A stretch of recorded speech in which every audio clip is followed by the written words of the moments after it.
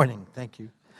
And welcome to our hearing on overseeing the overseers, the Council of Inspectors General on Integrity and Efficiency.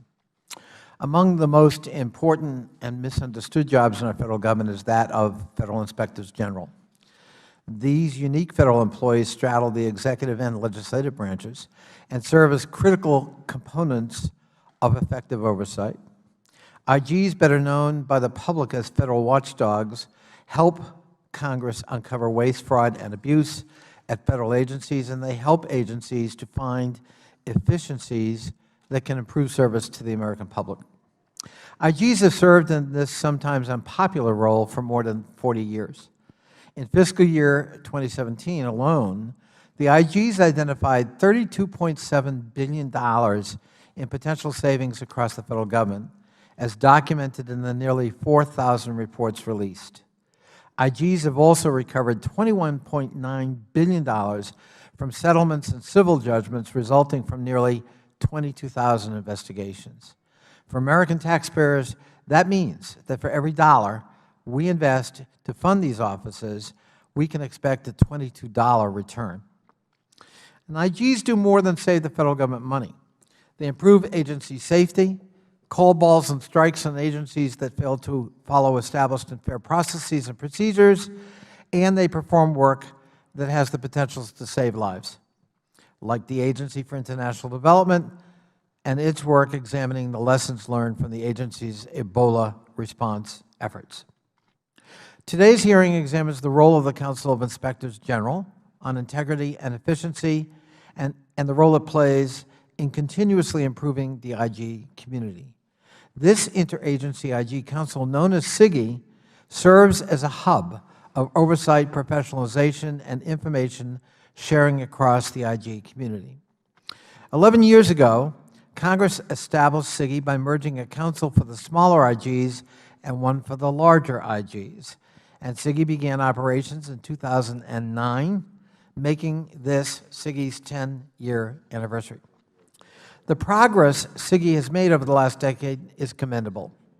CIGI has tapped talented workforces to create oversight.gov, a one-stop shop for all reports issued by any of the 74 offices of Inspector General. This online tool allows the public and Congress to look across agency boundaries and identify top management challenges across the government. This tool also allows for real-time identification of issues that plague the federal government and give us as Congress a chance to generate enterprise solutions. We're here today to find ways to help CIGI build on these successes and examine ways to further explore efficient community-wide solutions that increase the independence of the IG community. After all, the community whose mission is to find efficiencies across government should challenge itself to find those same opportunities at home. I believe that CIGI's leadership can advance these goals.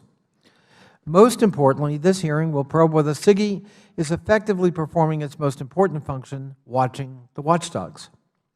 The unique nature of the IG position makes oversight of the IGs complicated but essential. Currently, the Integrity Committee, which operates within CIGI, is charged with investigating allegations of wrongdoing against IG officials.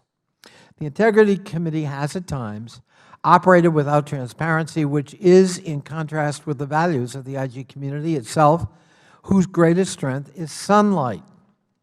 I often say that IGs, the overseers of agencies, need to be as pure as driven snow, because if they're not, all of their work is tainted.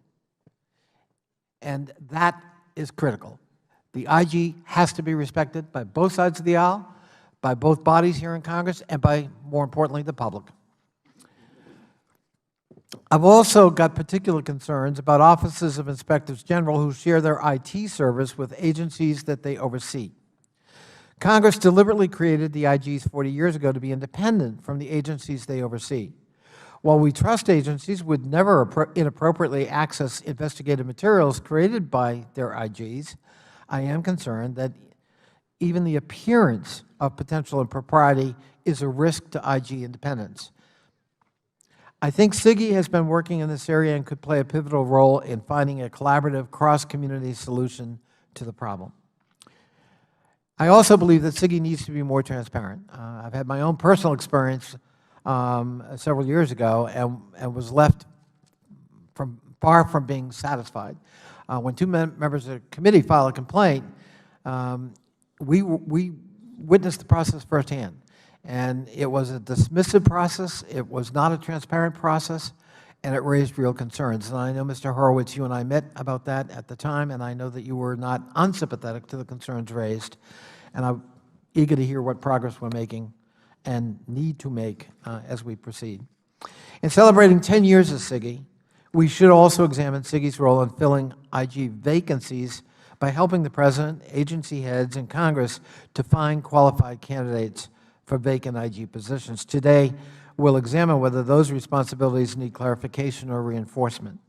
Too often, administrations do not understand the role of the Inspector General and attempt to infuse politics into the selection process for a new IG or worse. And again, that taints the process and compromises the integrity of the IG.